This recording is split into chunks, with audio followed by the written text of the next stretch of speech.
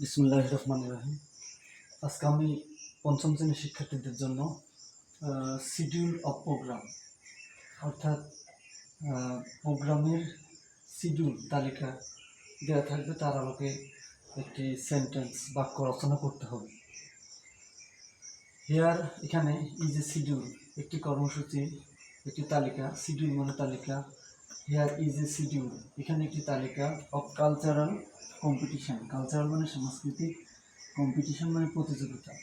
তাহলে here is a schedule of cultural competition, এখানে সাংস্কৃতিক প্রতিযোগিতার একটি তালিকা দেওয়া আছে। ইন ইউর স্কুল, তোমার স্কুলে। রাইট, লেখো the names of the days, দিনগুলোর নাম। When the competition will be held, যখন প্রতিযোগিতাগুলো অনুষ্ঠিত হবে। আবারও বলি, এটা 11 নম্বর প্রশ্নের টাইপ 3। এখানে 3 ধরনের প্রশ্ন আসার সম্ভাবনা রয়েছে। পঞ্চম শ্রেণীর শিক্ষার্থীদের এইখানে 3 ধরনের প্রশ্ন আসার সম্ভাবনা রয়েছে। যেমন এর ভিতর সর্বশেষ টাইপটা হচ্ছে টাইপ 3, এটা আসতে পারে। Type 3 schedule of programme. Programme মানে কর্মসূচি, শিডিউল মানে তালিকা, অর্থাৎ কর্মসূচির তালিকা, বিভিন্ন কার্যাবলীর তালিকা। Here is a schedule of cultural competition in your school, এখানে তোমার স্কুলের একটি সাংস্কৃতিক প্রতিযোগিতার তালিকা দেওয়া আছে। Write the names of the days when the competition will be held. Write the names of the days, দিনের নামগুলো লেখো। হোয়েন, যখন। দ্য কম্পিটিশন, প্রতিযোগিতা। উইল বি হেল্ড, অনুষ্ঠিত হবে। Days of the week, days of the week অর্থাৎ সপ্তাহের দিনগুলো। ইভেন্টস, ঘটনা, প্রোগ্রাম, কর্মসূচি। ফার্স্ট, প্রথম দিন।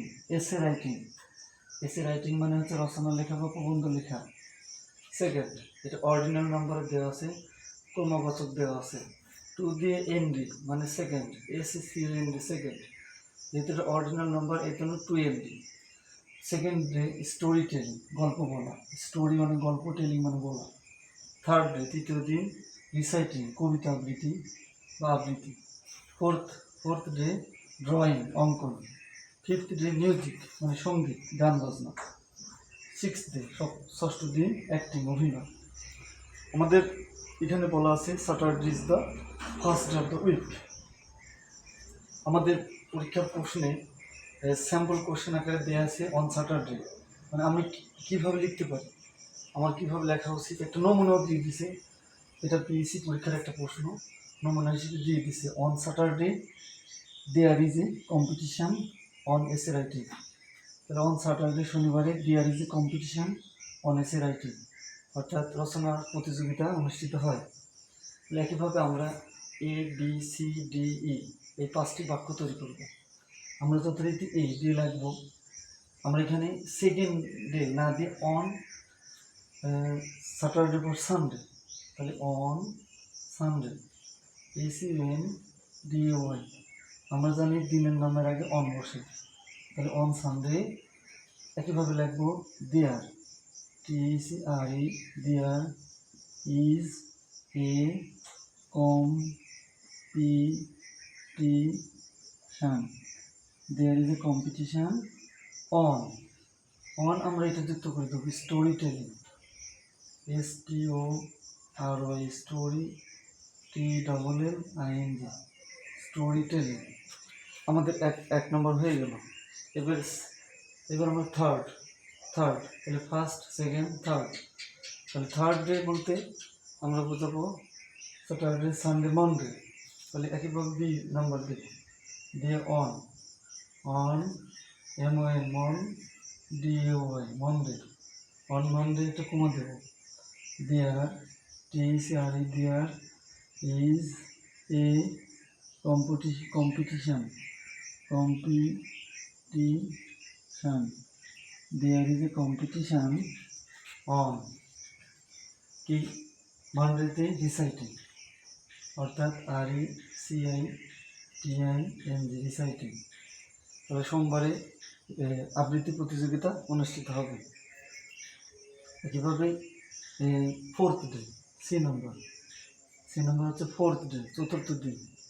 তাহলে ফোর্থ ডে বলতে মানডের পর টুইসডে, তাহলে অন টুইসডে। তাহলে অবশ্যই বড় হাতের অক্ষর দিতে হবে, দিনের নামের অক্ষর প্রথমে বড় হাতের না দিলে হবে না। তাহলে TUES, DAY, Tuesday. On Tuesday, there. TECR, there. On Tuesday, there is a competition.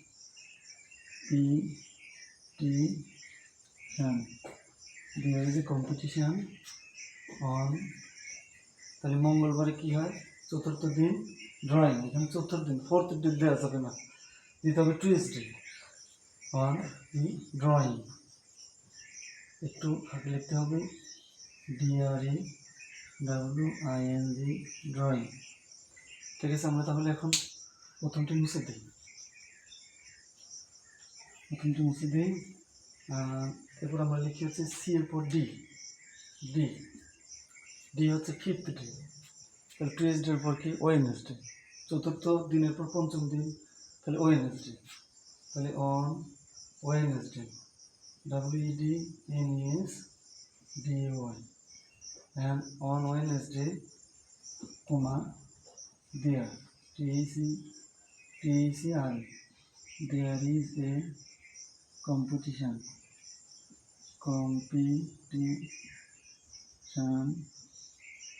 There is a competition on, একটু মুছে দিই, এটা কিন্তু কম্পিটিশন এন, এটা কিন্তু এন, কম্পিটিশনের এন